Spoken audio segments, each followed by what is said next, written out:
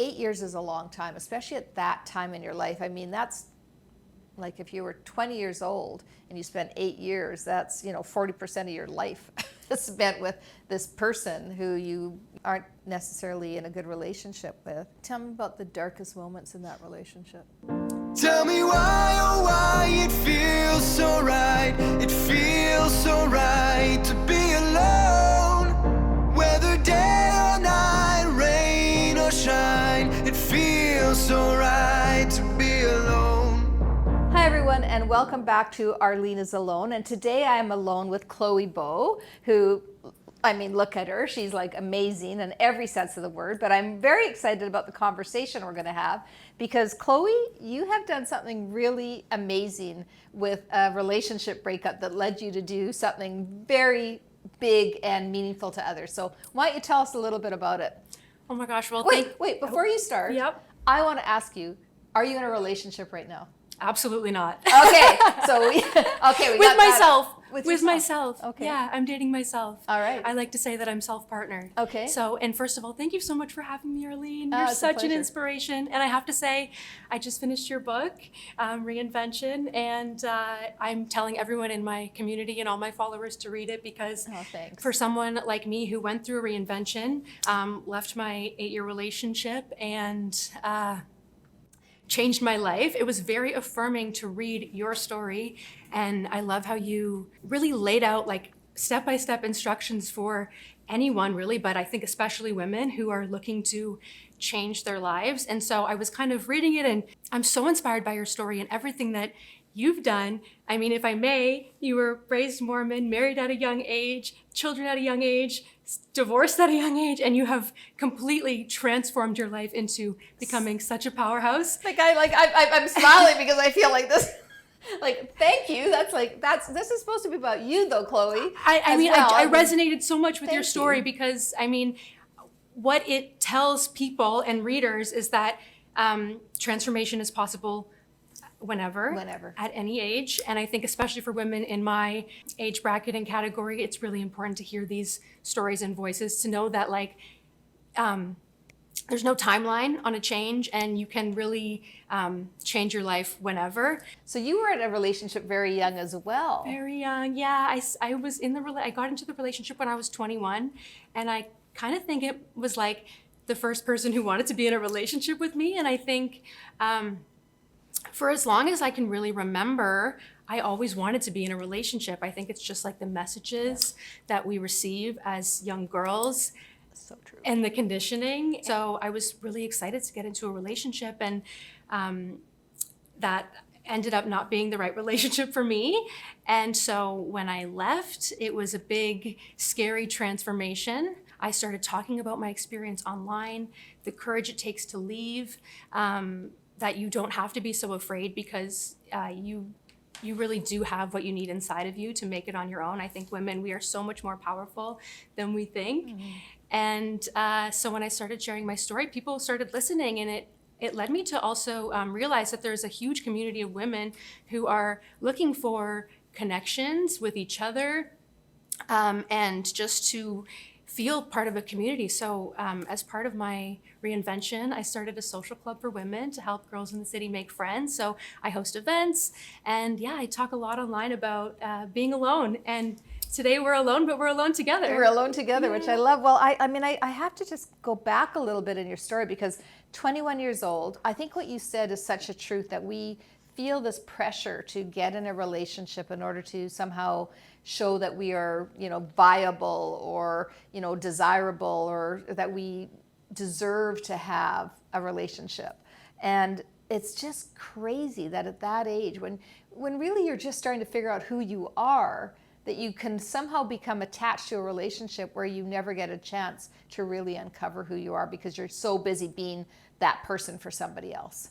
Absolutely. Yeah. My message to women is always just like, you never know what you could do or what you're capable of if you take that attention and energy that you are pouring into somebody else and maybe trying to fix them or change them to be the person you want them to be or that you think they need to be into you. When you talk about that courage it took to leave, it sounds like, the relationship you're in, you thought you could fix it. Yeah. I could make him who I need him to be. I wanted to. Yeah. I wanted to. I didn't know if it was possible, but I tried, and it wasn't working. No matter how hard I tried, no matter how gently I put it, and then it would feel like I had to get really angry to be heard sometimes. And I think about how different of a person I am now. Like I really don't get angry anymore. Being alone and just being by myself, I find there's so much peace in that I feel like. I mean, you asked me if I was in a relationship. I really don't know if that would be in my future anymore. Yeah. Like I love what I can do on my own and how it feels. But I mean, for you, is it the same? Do you feel like you would ever seek out some sort of relationship again, or? No, I wouldn't seek it out. I'm a big believer in never say never. Like I don't know what the future will agree. hold for me. You don't know who you're going to meet. You don't know what you're going to feel. I feel like my life has been like so many different stories and chapters that maybe someday I will meet somebody and I'll go, wow, I can't imagine my life without this person now. But even then it will be very different than the type of relationship that I had when I was younger, where I felt like you had to live together and be tied to each other's hips. And, what do you mean you're not going to be home at 5 o'clock when you said you were going to be home? Like I was like, I don't know about you, but I was so young when I was first married that I had this really warped view of that you had to be so connected and so intertwined. And I didn't feel like I had any room, let alone probably giving him any room. You know what I mean? Like it was kind of this constant need to be attached. Absolutely. I think there's so many different ways that we can imagine our future now that we have been doing it on our Right. own, and maybe a partner is not so much in that way, that enmeshed relationship, but it could be more of like a compliment or just someone. I mean, there's different ways that it can look, and that's kind of the beauty of it now. I'm also a never say never person. I don't know what the future holds. I don't know what tomorrow holds. I don't know what this afternoon holds. Really, like we only have the present moment. So I don't want to force anything in my life. I just want to be in control of what I can control. Girls are not, I mean, maybe they are now. I hope they are now. I think about, my daughters and my grandkids, and I see them being stronger than I was at the ages they are. But I feel like we're still taught that we can't do it on our own. Boys are not taught that.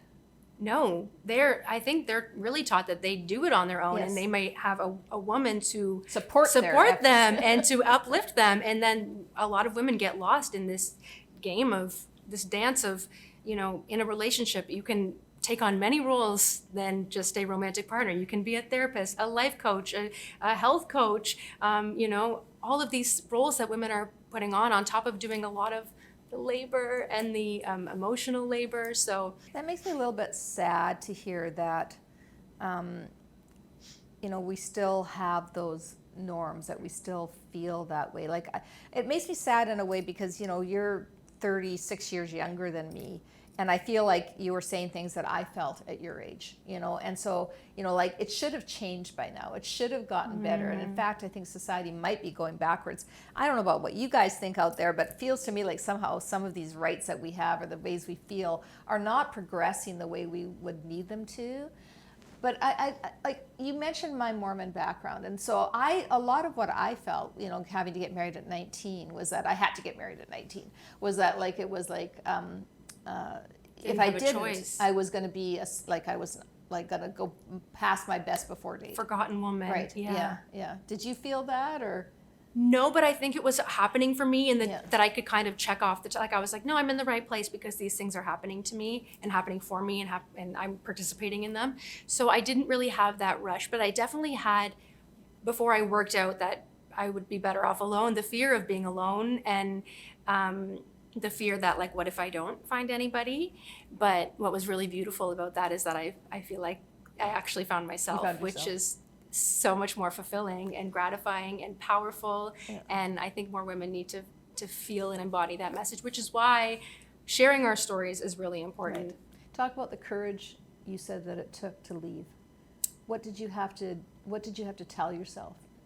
I wasn't so sure of my decision as it was happening until after. And I tell that to women who are, I end up coaching a lot of women on the internet about who are going through breakups. And I say, like, you will never really be sure until after the fact.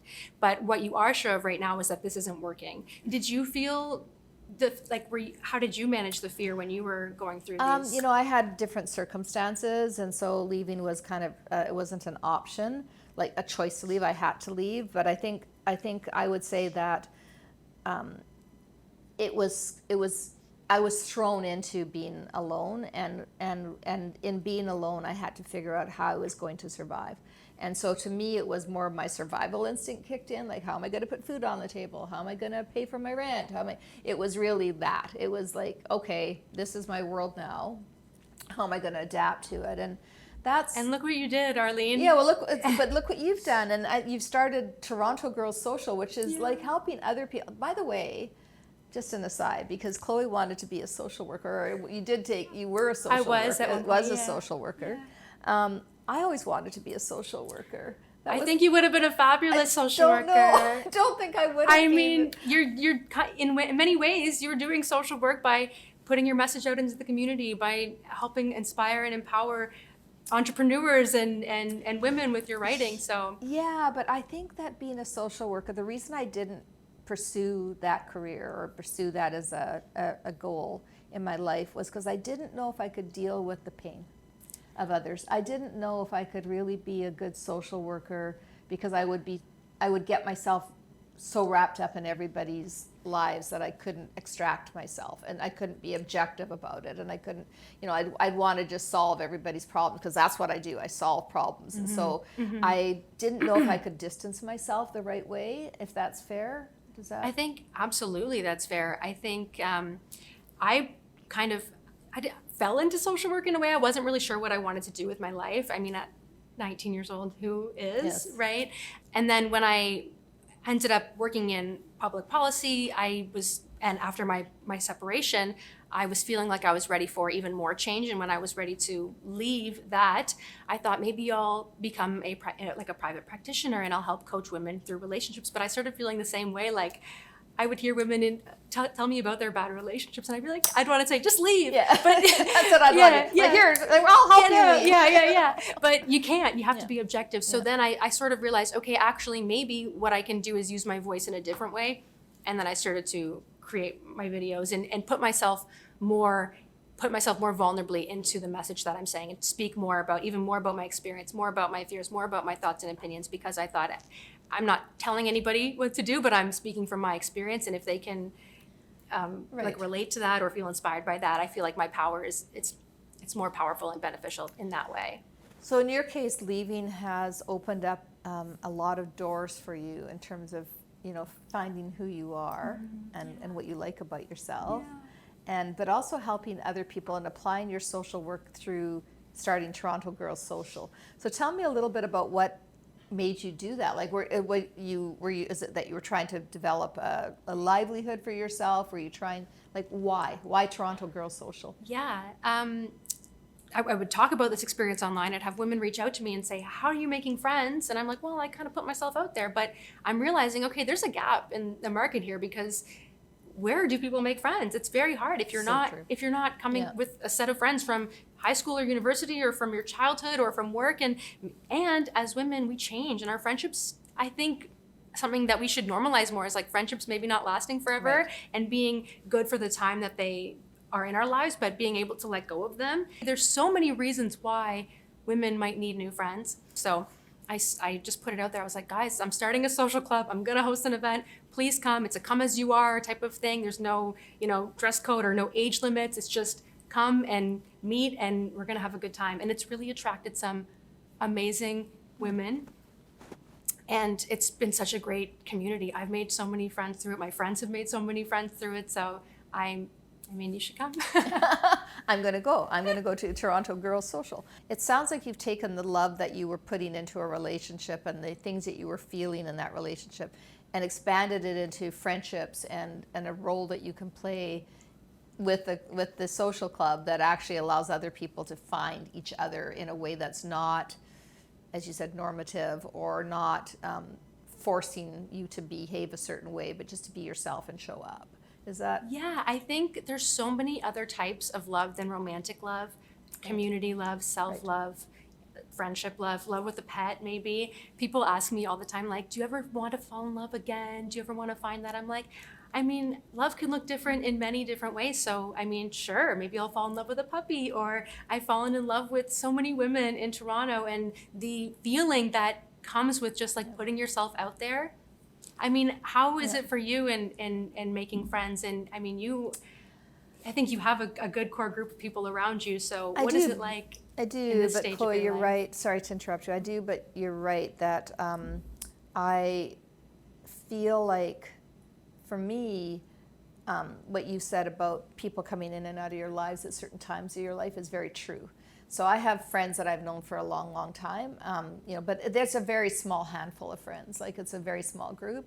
And then I've got friends that I would call friends that I become very close to quickly, and we hang together, and then we both move on for not for any other reason that we're busy and we just don't spend the time and effort. And I'm a really bad friend that way. I'm not the person to pick up the phone and say, "Hey, what are you doing? Let's do something." It's rare that I do that. I'm terrible at that because I am introverted and I tend to would rather be by myself for the most part.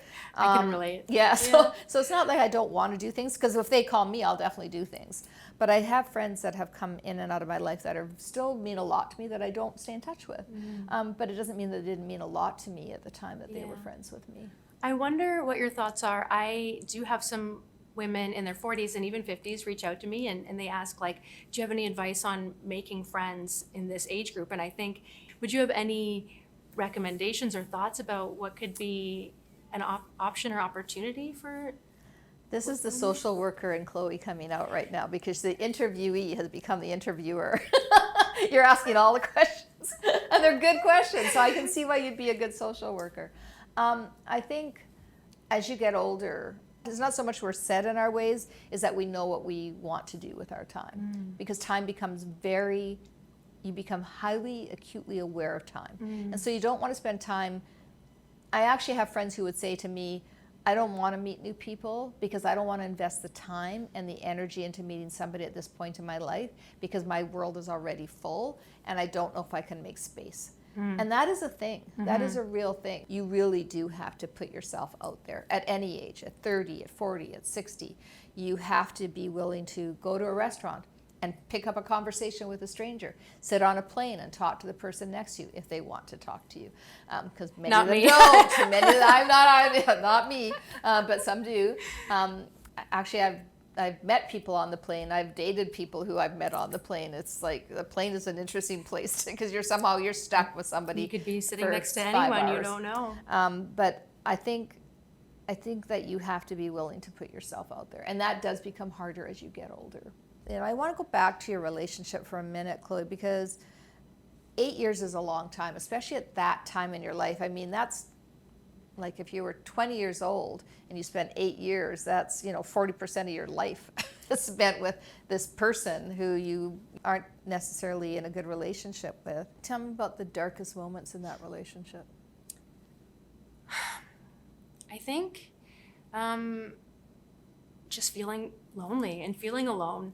And I think that feeling so misunderstood and so unseen, it's a testament to the truth that I believe that, like, being alone doesn't mean lonely, because I had never felt lonelier when I was in a relationship. And I think so many women fear being alone and fear being lonely.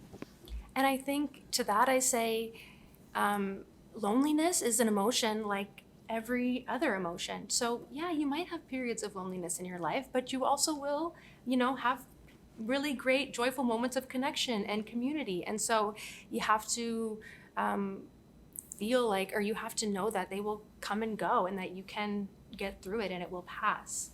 Have you dated since?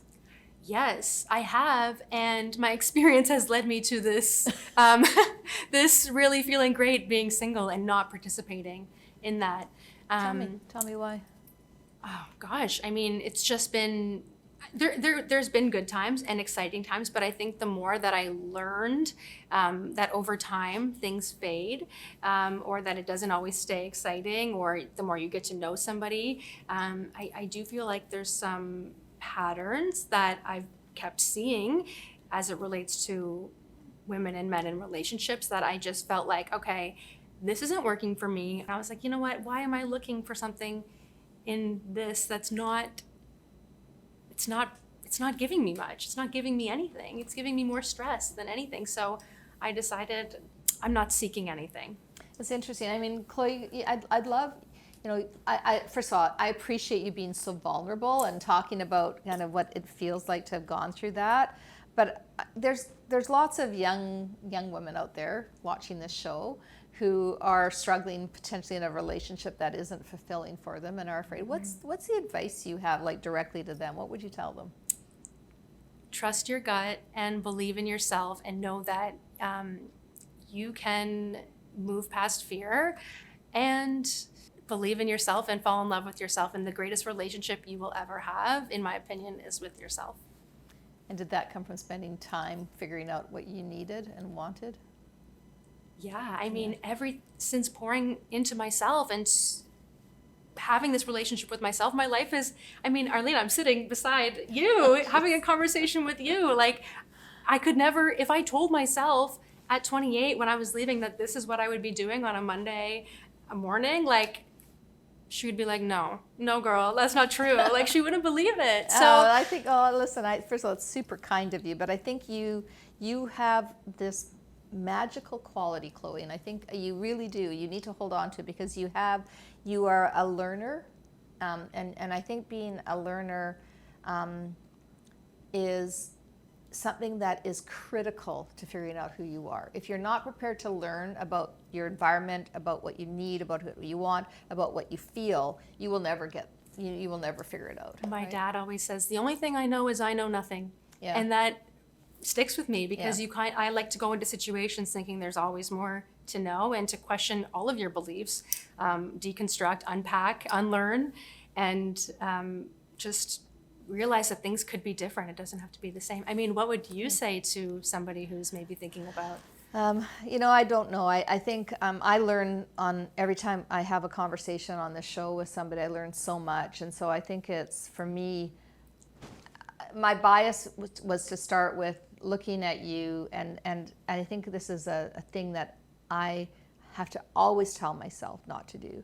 Is your first impression is always, you look at somebody like you, Chloe, you're beautiful, you're poised, you are articulate, you have, like, confidence that, that I know you probably don't feel inside, but that comes out clearly to those around you, and you are making a difference in people's lives. This, and I think it's easy for us to look at the exterior of somebody else and not always understand what's going on inside of them. And so we have to be careful not to judge anybody by what we see on their outside, but remember that they are experiencing all sorts of things on their inside. And so no matter how you present, which is fantastic, you are a person who's also prepared to talk about what's going on the inside of you, and helping others in doing that. So I really enjoyed speaking with you. Like, you're really quite amazing. And for those of you who are watching the show and this episode, I hope you take away from Chloe's experience that it doesn't matter your age or stage. What matters is doing something that's going to give you the opportunity to live your best life. And when you live your best life, you will find whatever relationship you want, whether that is with yourself, whether that is with your family, whether that is with friends, or whether that is with some sort of a love relationship. So, Chloe, thank you so very much for taking the time to spend with me. That You're was amazing. so beautiful. Yeah. You are so amazing. Thank you so much. I'm so inspired by you. Yeah, Thank you right so back much. at you. Right back at you. It's a mutual Thank admiration you. club here. Oh, Thanks, Arlene. everybody. We'll see you next time. Tell me why, oh why it feels so right. It feels so right